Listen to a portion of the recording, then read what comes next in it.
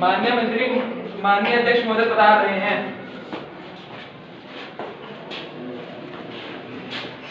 ये ठीक बन गया अपनी जगह पर।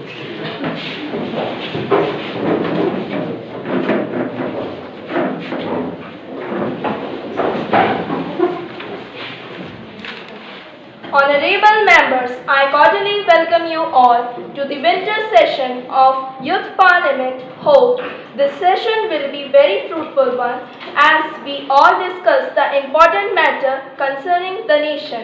Today's first business is oath taking. Secretary General, please.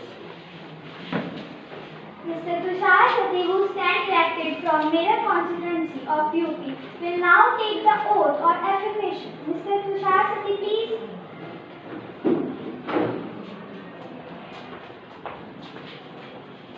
Sir, would you like to take the oath or affirmation? I would like to take the oath. In which language would you like to take the oath? English, please.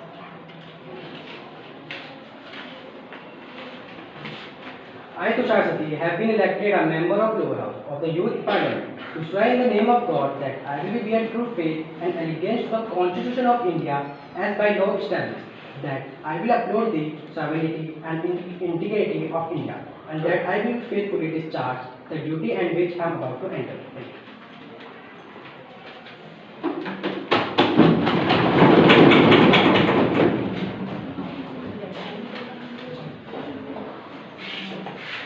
Honorable members, as we met today, it is my sad duty to inform the House sudden. माननीय अध्यक्ष महोदय, मैं लद्दाख में श्लोक नदी में मारे गए सभी सैनिकों को अपनी भावभीनी श्रद्धांजलि अर्पित करता हूँ। हमारे जवान देश की सुरक्षा में विपरीत और कठिन परिस्थितियों में भी हमेशा तैयार रहते हैं। वे हमारे देश की अमूल्य संपत्ति तथा मानव संसाधन हैं। उनके त्याग बलिदान की वजह से हम देश के भीतर सुरक्षित रहते हैं। 20 सैनिकों की असामयिक मृत्यु अत्यंत दुखपूर्ण है। मैं इन सब के परिजनों के लिए गहरी संवेदनाएं प्रकट करता हूँ। श्रीमान, मैं आप व सदन के नेता द्वारा दी गई श्रद्धांजलि में अपने को भी संयोजित करता हूँ। देश के लिए हमारे जवानों का योगदान अतुलनीय है। इन जैसे जवानों को खो देना राष्ट्र के लिए महान गति तथा दुखद है। मेरी संवेदनाएं इनके साथ है। Now the House will stand for a short while. देश में सरकार दावा करती है कि ये 5.6 बिलियन रुपया आर्मी की पेंशन में देते हैं, जो कि मुझे नहीं लगता।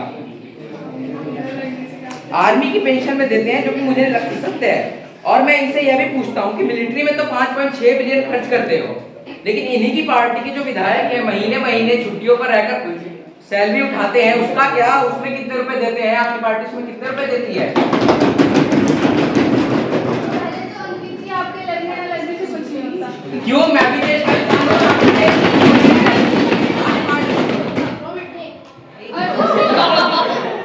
दूसरी बात, अगर विधायक खर्चा करते रहे तो 100 और 200 करोड़ पर 5.6 बिलियन और 200 करोड़ में बहुत अंतर होता है। अगर आपकी 5.6 बिलियन में पूरी आर्मी का पेंशन दे देते हैं और 200 करोड़ एक अकेला विधायक उड़ाता है। कैसी क्या बात है? क्या बात है? ऐसे नहीं चलती सरकार, ऐसे नहीं चलती सरकार, ऐसे नहीं चलती सरकार।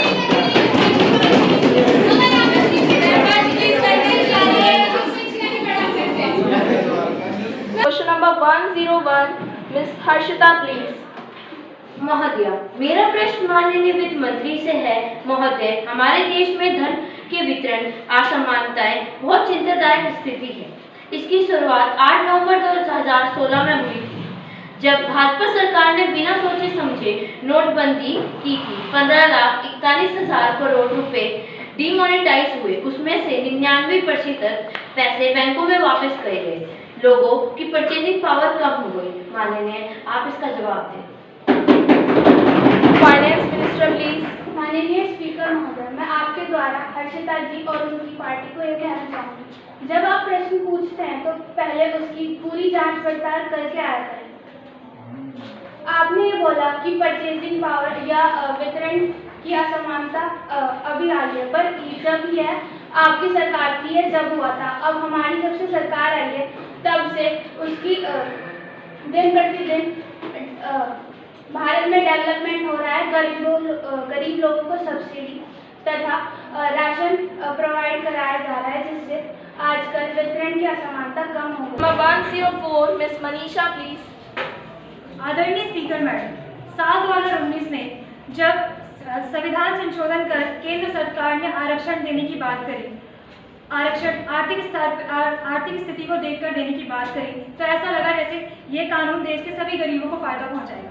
लेकिन जब पता चलता है कि ईडब्ल्यूएस आरक्षण के अनुसार SC, ST और OBC को इससे बाहर रखा जाएगा और सिर्फ जनरल कैटेगरी का ही कोई आरक्षण मिलेगा, तो इससे साफ सिद्ध होता है कि यह कानून केवल उच्च जाति के लोगों को फायदा पहुंचाने के लिए बनाया है। मैं महोदय से पूछना चाहती हूँ कि इन्होंने गरीबी केवल जनरल वर्ग के लोगों में ही है? क्या SC, ST और OBC के लोग गरीब नहीं हैं? इससे भी अचंभित करने वाली बात यह है कि इनके कानून में एक क्राइटेरिया है कि 8 लाख पर एनएम की सैलरी वालों को भी इस आरक्षण का लाभ मिलेगा। मैं महोदय से पूछना चाहूंगी कि 8 लाख पर एनएम की सैलरी वाला व्यक्ति किस तरीके से गरीब है जो इस आरक्षण का फायदा उठा रहा है? Ministry of Law, please. आदरणीय, मैं इनके सवाल का और इनके प्रश्न का उत्तर देते हुए सदन को बताना चाहता हूँ कि ईडब्ल्यूएस आरक्षण का लाभ जनरल वर्ग को इसलिए दिया जा रहा है क्योंकि बाकी अन्य वर्गों को दशकों से आरक्षण का लाभ मिलता आ रहा है और हमने इस ईडब्ल्यूएस आरक्षण से बाकी वर्गों को भले ही वंचित किया हो, लेकिन SC, ST और OBC को दिया जाने वाले आरक्षण खत्म नहीं किए हैं। वे अब भी आरक्षण का लाभ उठा रहे हैं। और रही बात 8 लाख की, तो मान्यवर यह बाकी देशों के मुकाबले कम ही है, जहां आर्थिक आधार पर लोगों को 12 लाख तक की आय वालों को भी लाभ मिलता है। Question number 1.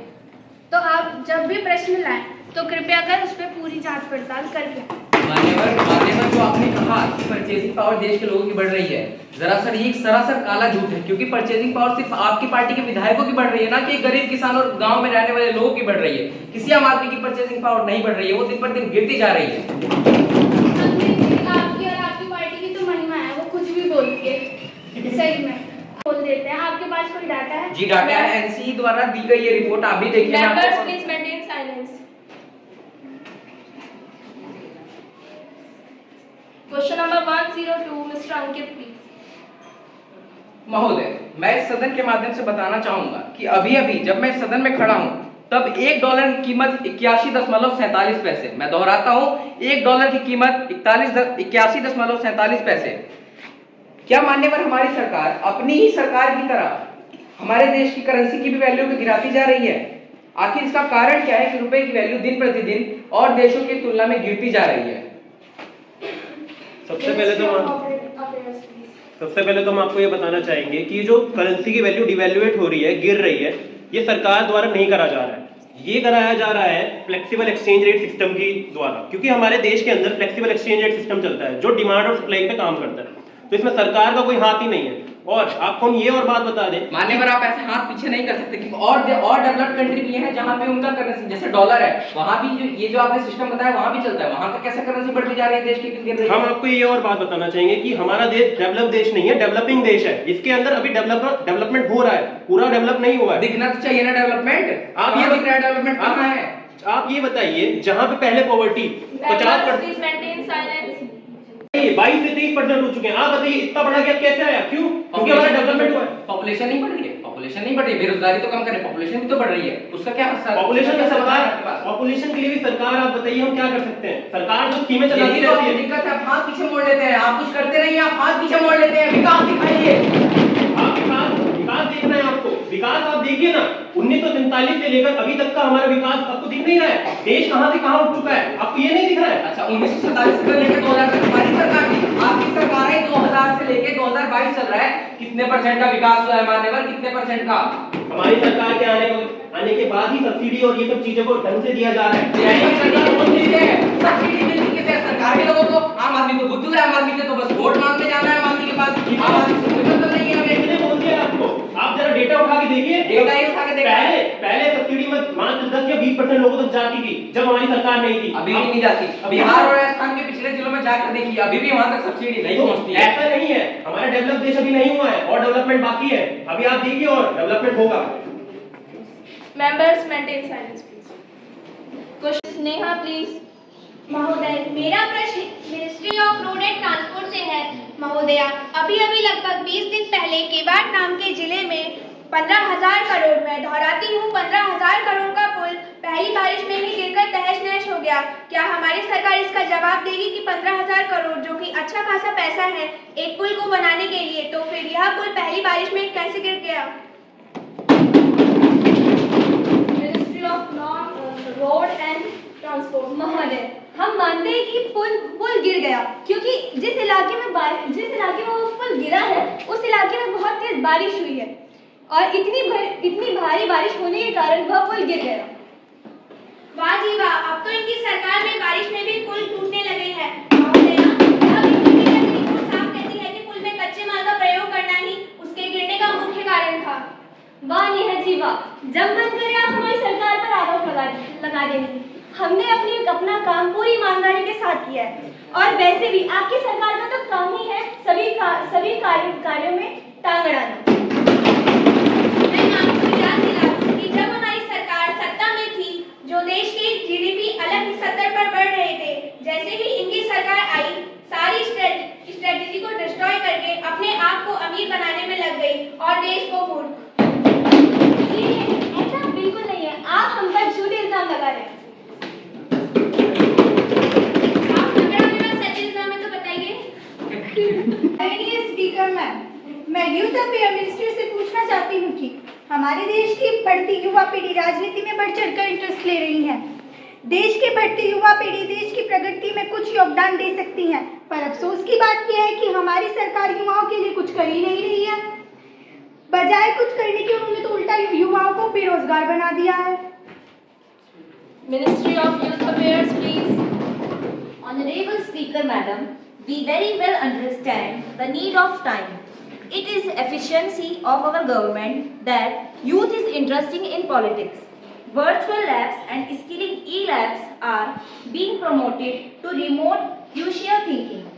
High quality e-content is being digital university for world-class equality education to be established. Question number 1, Sri Adarsh, please. महोदया, मैं कल्चर एंड टूरिज्म मंत्री से सवाल करते हुए पूछता हूं कि 2018 में बनकर तैयार हुई स्टैच्यू ऑफ यूनिटी, जो कि 2,990 करोड़ में बनकर तैयार हुई है, उसने 2018 से 2022 तक के बीच में अपनी लागत का 8% रुपया भी जोड़ नहीं पाई है। इसी प्रकार से बहुत सारे प्रोजेक्ट्स हैं जो कि जरूरी नहीं है पर बनाए जा रहे हैं, जैसे नया संसद भवन इत्यादि। अरे मान्यवर, आप सरकार चला रहे हैं, ना कि कोई राजतंत्र में है। मैं आपको सलाह देना चाहूंगा कि आप इन बिना काम की इमारतों में पैसा लगा रहे हैं, उसके बजाय कुछ ढंग के कार्यों में लगाएं, तो ये आपके लिए ज्यादा बेहतर हो। Minister of Culture and Tourism, please. महोदय, इस सवाल का जवाब मैं देते हुए कहती हूँ इस पार्टी से कि हमारी सरकार कर तो रही है ना कुछ आखिर इस सरकार की तरह हाथ पर हाथ रखे तो नहीं बैठी है। और रही बात स्टैच्यू ऑफ यूनिटी की, तो साल 2055 आते आते वह अपनी लागत वसूल लेगी, जो कि एक अनुमानित अवधि है। तो मान्यवर, जैसा आपने कहा है कि 8% रुपया आप अभी तक नहीं जोड़ पाए हैं उसका, तो जितना और स्टैच्यू ऑफ यूनिटी में हर साल उसके मेंटेनेंस पर करोड़ों खर्चा आता है, तो हर साल जहाँ से आप बटोरते हैं वो आधे ज्यादा तो आप उसके मेंटेनेंस पे लगा देते हैं, तो इसके लिए आप क्या कहना चाहेंगे? फायदे की तो बात छोड़िए, मैं आपसे पूछती हूँ कि जो सरकार ने 50 साल सरकार चलाई, उसमें इतना घाटा हुआ, उसका कुछ नहीं। आप जो करोड़ों रुपए डुबाए, उसका कुछ नहीं। महोदय, जितना आपकी सरकार ने लॉस करा है उसका 1% भी स्टैच्यू ऑफ यूनिटी में नहीं हुआ है। पेट्रोलियम नेचुरल गैस मिनिस्टर से है कि दिन प्रतिदिन पेट्रोल और डीजल के दाम बढ़ते जा रहे हैं, ऐसा क्यों है? Honorable Speaker Madam, government cannot reduce taxes on petrol and diesel as it has to bear the burden of payment because of bonds issued by previous UPA government. War of Ukraine also affected. Ms. Kajal, please. मेरा प्रश्न rural development मंत्री जी से है। सरकारी स्कीमें वो फ़ायदा नहीं पहुंचा रही हैं जिसकी उनसे उम्मीद की जाती है, जैसे कि मनरेगा स्कीम से ना कोई असर बनती है और ना ही कोई स्किल डेवलपमेंट होता है। Ministry of rural development please. हम इस बात को मानते हैं कि डिलीवरी सिस्टम में लीकेज है, लेकिन हमने आधार कार्ड को मुख्य इन सब चीज़ों से लिंक कर दिया है, जिससे लोगों को इस व्यापार में मुख्य आधार ही होगा। मुख्य आधार हमने आधार कार्ड को ही बना दिया है। मनरेगा एक गेम चेंजर है। There are RTI act, right to education, MNREGA is right to employment.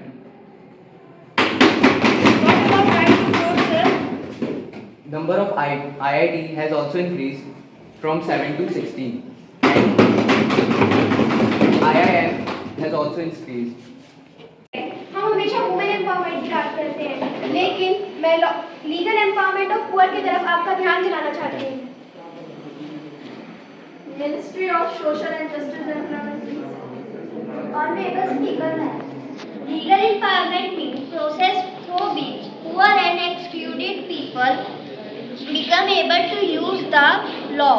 Awareness program, law to register birth of children and education of children. Reform of housing law and police harassment.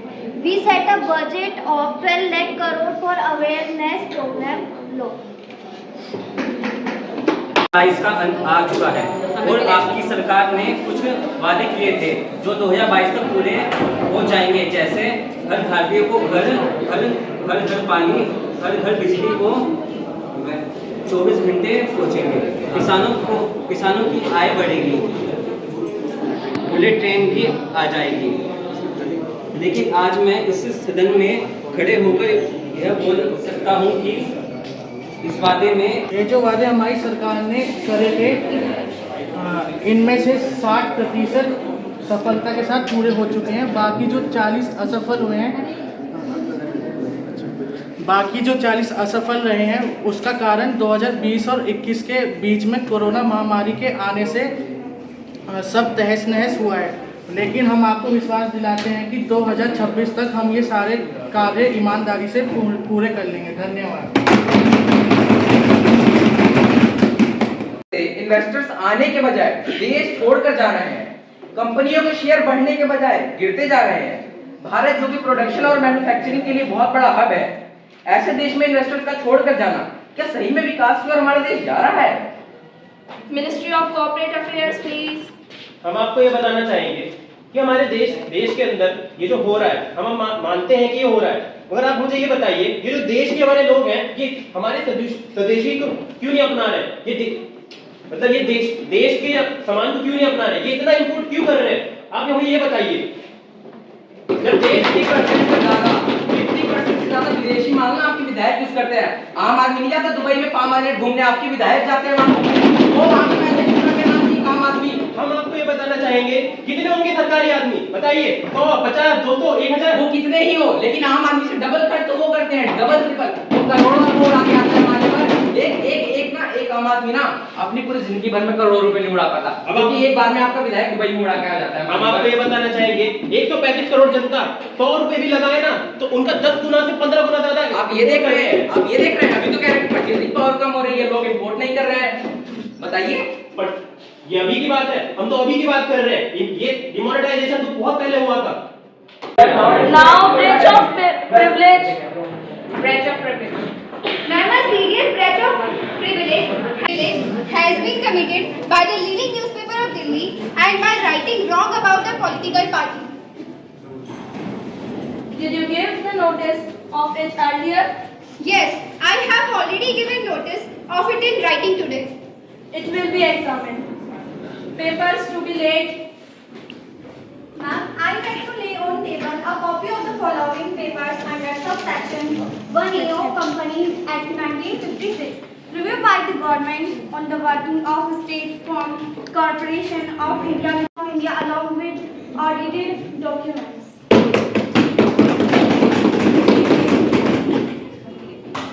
Message from upper chamber. Secretary to report. Message from the upper chamber. In accordance with the provision of rule and of procedure and conduct of business in the upper chamber of Youth Parliament, I am directed to enclose a copy of electricity bill which has been passed by upper chamber on 8 August 2022. Please lay a copy on the table. And I lay on table. Calling attention motion. Now let us take up the calling attention motion. Governance of IT in every sector. There is need of technical software use efficiency, but the system to update this knowledge is not much equipped.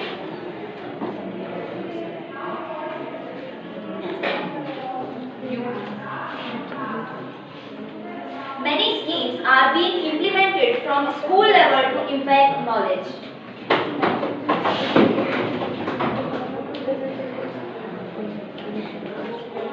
Bill introduced the Central University Amendment Bill 2022. Yes. The Constitution Schedule Caste, Schedule Tribe, Order Second Amendment Bill 2022.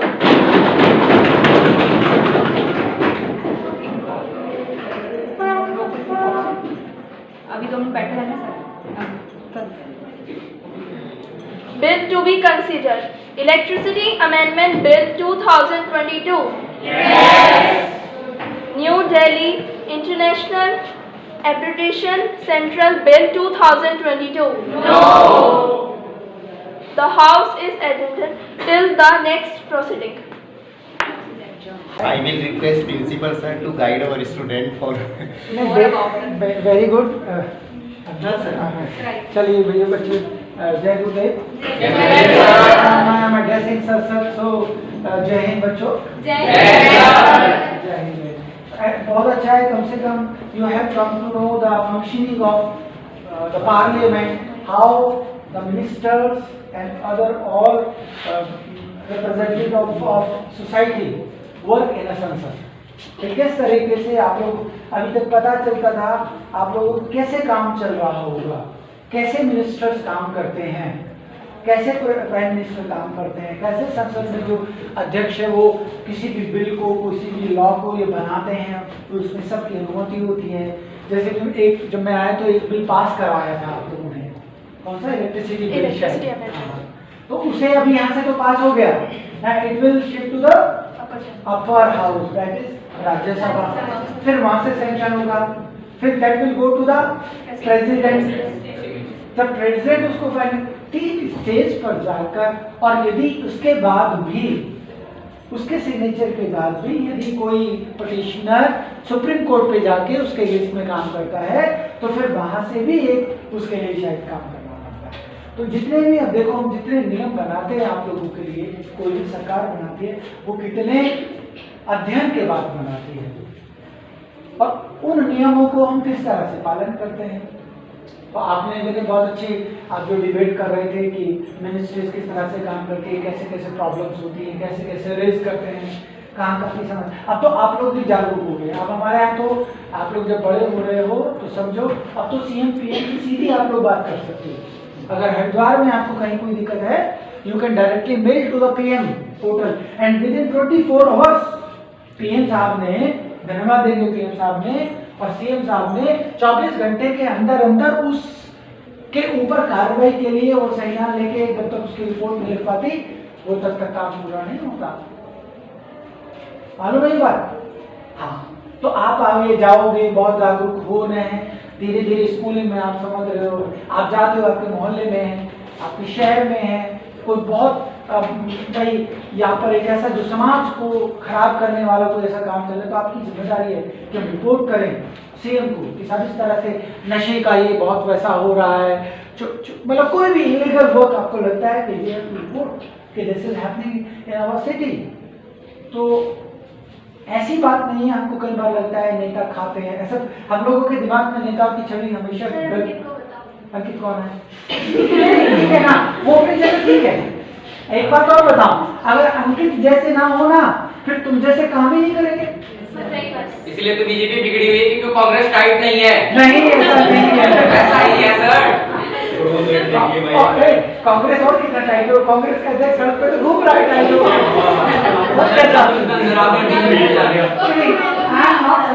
I am a person who support to the country, who work for the country. I am supporting. जो देश के लिए काम करता है व्यक्ति, ये बैठी हुई है, ये क्या है सेक्रेटरी? सेक्रेटरी मतलब समझते हो? Very senior IAS officers. They have a brain. अब वो निकालते हैं उसकी लूप होल बैठ के, अब आओ यहाँ किस जगह से इसमें हाथ आजमाया जाए कि यहाँ से माल खोज लिया जाए ताकि कम। तो ये सब देखिए, केजरीवाल की दिल्ली में सीएम है, एक भी पोर्टफोलियो उसके पास नहीं, एक भी सिग्नेचर नहीं है पिछले 8 साल से, ऊपर लेंगे पढ़ा लिखा IRS है ना, उसको मालूम है इनकम टैक्स क्या है, कहाँ से पेमेंट करता ही नहीं है, सब सिसोदिया सीएम बस वो तो बाहर गए। तो कुछ तो पढ़े लिखे लोग होंगे। अब देखो तुम्हारी मिनिस्ट्री में आज की डेट में मुझे जो सबसे बहुत सारे तो IAS अधिकारी हैं, रिटायर्ड IAS है आपके उसमें, कई IAS है इसमें, और एक जो तुम्हारे आजकल वो है railway minister mister Vajpayee, Ashwini Vajpayee, very highly qualified. उसकी क्वालिफिकेशन पता है? IITN है वो, और क्या नाम है विदेश का जो बहुत बड़ी कंसर्न, बहुत बड़ी यूनिवर्सिटी से वो वहां से है, मुझे ध्यान नहीं, मतलब he is very highly qualified engineer, work in a foreign for, ऐसे ही नहीं है वो बड़ा MBA शायद अच्छे से उसने, मतलब वो बहुत क्वालिफाइड बंदा है कुल मिला है। MS भी किया उसने, हाँ MS in a foreign big university, कोई बड़ी यूनिवर्सिटी से किया है, IIT से किया है। तो ये सब चीजें करके फिर उसने बड़ी बड़ी कंपनी में काम किया, then he come back and joined the politics and working for the country. अब देखो पीयूष गोयल साहब है, चार्टर्ड अकाउंटेंट है, पढ़ा लिखा यदि मिनिस्टर होगा तो वो बढ़िया से तो बोलेगा और बढ़िया से काम करेगा। हमारे लालू साहब भी थे लेकिन काम तो उसने भी रेलवे मिनिस्टर होते हुए 20,000 करोड़ का प्रॉफिट रेलवे को करा दिया था, उसमें नहीं है, जहां रेलवे लॉस में चल रही थी वहां उसने प्रॉफिट दिया था, उसे लगी था। समझदार कौन होता है? देखिए अकबर इतना पढ़ा लिखा नहीं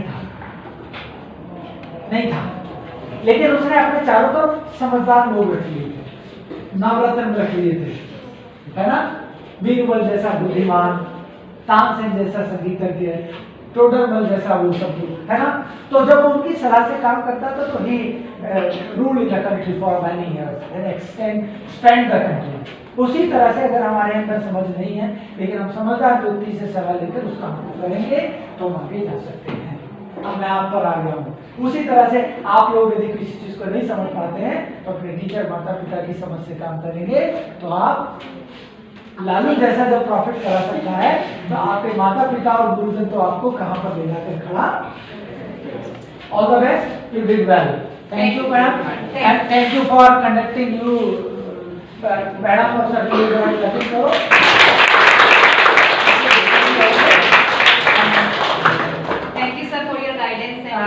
This is your hard work also, but this is work practically हम चीजों को जब करते हैं, इसीलिए आपकी लाइफ में मालूम है प्रैक्टिकल क्यों रखा गया साइंस में आपसे में भी अब आने लगे हैं ये वाई प्रैक्टिकल क्यों रखे गए हैं, आपको हाँ तो उल्टा ये तो वही है ना,